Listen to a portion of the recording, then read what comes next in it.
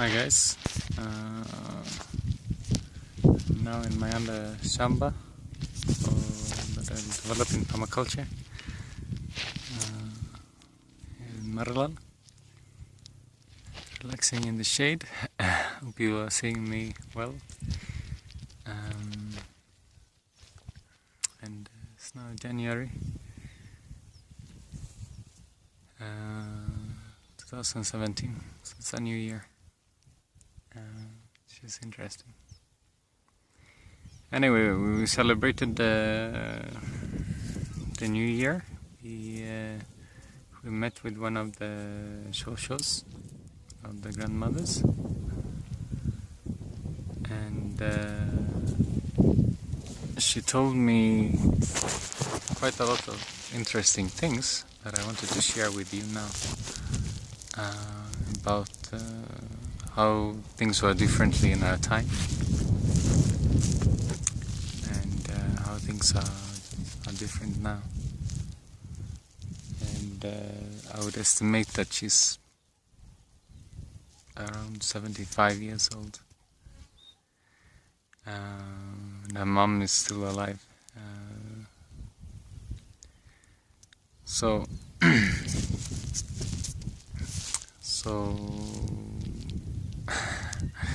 for her, she's brought up in Pura areas and Poro and Lorok, the highlands of Samburu.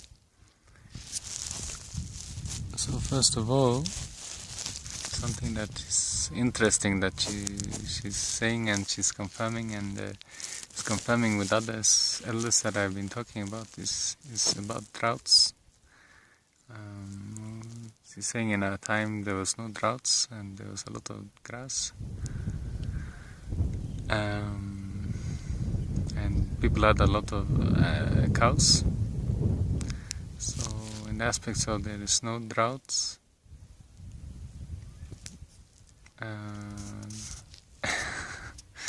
now the droughts are very severe, and the Samburus have a few animals. Yeah, anyway, so something that she's saying that's interesting, and is also the same with elders in Chamus and Masai, is that she's saying in her time, if rain would prolong, they would be extremely serious in how they pray and how they sacrifice and how they worship God, and after doing that the rain will come instantly. And she's saying nowadays people are turning to Christianity. They are no longer doing praying as much. Those who are Christians, very few of them are praying a lot, and they're not praying in that manner and that specific way to bring rain. You might be actually praying mostly for your own personal development, but not for the community, not for the area. Yeah. So she was saying a lot of interesting stories because there was a lot of green, and there's a lot of grass. Grass was stolen a lot, and the animals were not even difficult to take care of because there was too much food for them. And she was saying it was even a problem with the milk, because the milk was too much. It filled the calabashes, it filled the malas, it filled those things they keep the milk until some periods when it was too much, they had to go to the road and find people that they can give away the milk, because they needed now. They could not throw the milk on the ground, which is different now when milk is really scarce, and the Samburus are starting really to eat other foods. So she's saying with the milk was so much in plenty. There was no hunger, there was no poverty in that aspect, and they were living traditional, very traditional. She was also saying that that the elders of that time lived very long. This is also something that is said by the elders in Masai and El Chamus, where I've been. He said they lived very old. You can't really tell how old they lived, but they lived longer according to now how many age groups are alive. For now, like in El Chamus right now, 7 age groups are alive, but in 1930s, 1920s, 1940s, they had elders from 10 age groups. The 10th generation was alive. Now it's just 7. In the Samburu and El Chamus generation counting, or age group counting. And she was saying that what contributed to that was that they never fall sick. So she was saying that they were living really, really old. They became very old until they become tired, until they lose their teeth. And they didn't die by disease, they died falling asleep because of old age. And it's even in the language, you don't say that people are dead when they have died old, you say they are sleeping. Anyway, that is the same with the Masa, that's the same with the Chamus and how they have stolen. So, according to her now, what contributes to this is the food. She said in that time they only used to take milk, they only used to take meat and blood, and they only used to eat. There was a lot of wild fruits and other things. They never used to eat any greens. So it is not until she was having the first one that she was seeing Unga. It was not until she has gotten her last one that she was seeing rice and spaghetti and other things. And she's saying it is the food that made them healthy and live long, and this food is not really food, but something that is making to survive but not live really. Which is also the same as they have told me in El Chamus and Samburu. So she was telling me that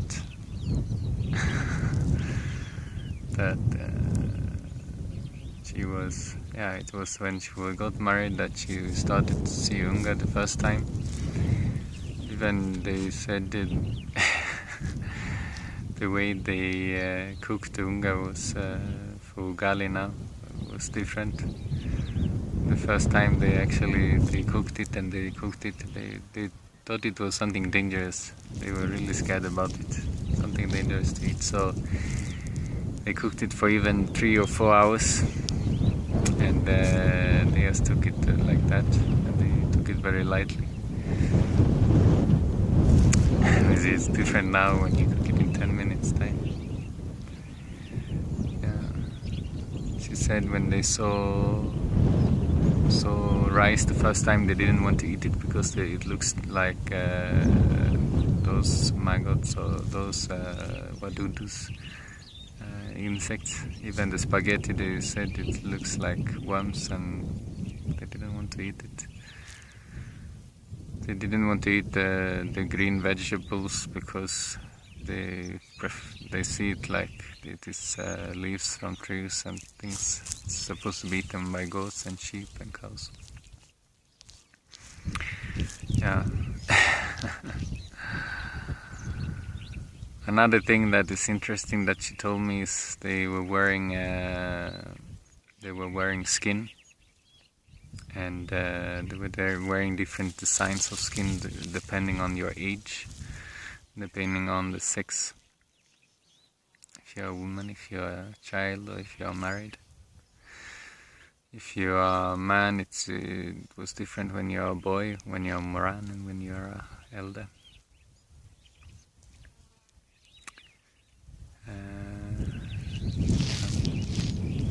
And she told me they used to smear, there's a way they used to make the skins to be very soft, using the oil of cow or sheep and rubbing it, and they could use those clothes.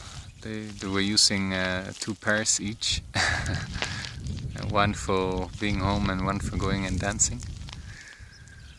And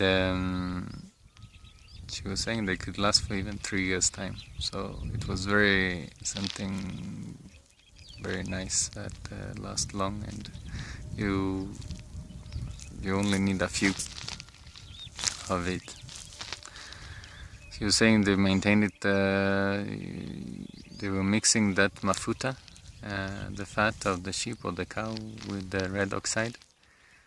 And the purpose of that was for decoration, but also to see where the fat has been worn out. So to keep those skins always moist in fat, so that they don't dry out. And they were sleeping with them and sleeping on skins, and they were always having the fat on the body from the animals. And animals were very fat, by the way. Something I forgot to say about the animals was that they were big, very big compared to today. And they were milking a lot compared to today.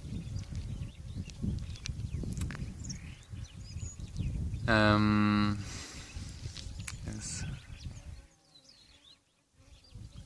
So for the skins, they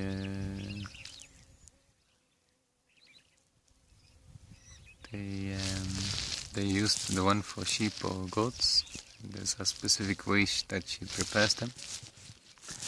She explains how to prepare them, and I'm not in position to say how it is, but I have an interest to make a video and actually show it in practice. So today it is long since people wear those clothes, even in traditional weddings and those things. You only wear partly the skin.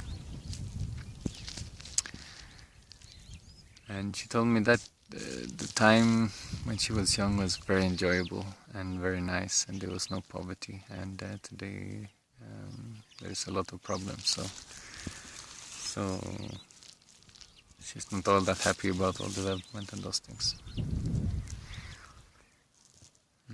She told me about the houses they used to live, and that they used to live in bomas, several families in the same manyata, and sharing the place, and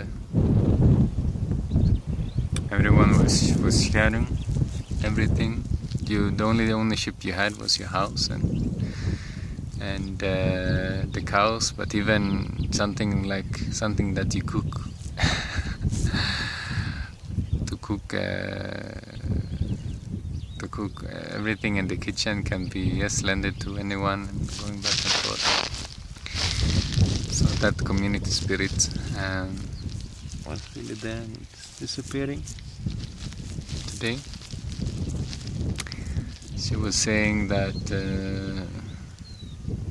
if one family's cows is having cows and having milk, that's where you take your children for the other families to go and take milk, and when the other ones have cows, the other one to give milk to them. So it was different in that aspect. It was a lot of sharing the food always, and milk was so much. She's saying that they never used to eat the meat until maybe there was a shortage of milk, or there's a ceremony. She was telling me that they didn't migrate, they stayed in the same place. That place, I remind you, was a highland, so never got dry. and she told me the only time they moved was if there's a person who dies or an animal who dies.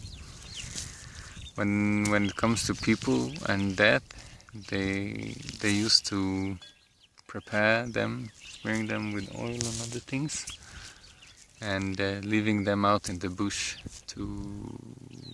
under some leaves. Never used to dig down the body. And if a wild animal like a lion or another eating animal comes to take it, it's a good blessing. But after someone has been deceased, they move and they find another location to live. So that was the way they rotated and lived in new places. She said, as I told you before, there was not really any problem with disease. And even for the cows, they never used to have disease, just a few. They were used to taking some local herbs, even seketet, for those problems. And she's saying today there's so many diseases, and she's saying it's not really the drought, it's not really, there's so many things you can blame, but according to her it is the mixing of breeds. When you brought animal from other communities, Mozungu species and whatever, they have brought new disease, and all of the animals have got those disease. And she has told me that now you can't find the indigenous animals, the indigenous cows that they talk about here have all been mixed breed in different ways. And also those breeds that traditional were very good, and they have died in droughts because they could not survive that time. So the ones that are surviving are another kind of species that is adapted to the droughts, producing small milk and not growing big. Yes.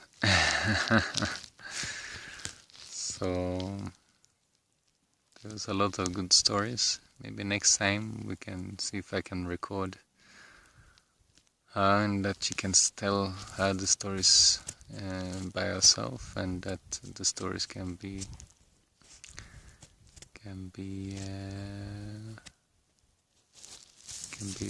told in the mother tongue, and that we can have more stories. But for now, I hope you have learned more things. Keeping yourself updated about the research that I'm doing, what I'm learning. I'm learning more things about the Ma people, about the Samburus, the Chamos and the Maasai. So, hope you learn something new now. Again, talk to you next time.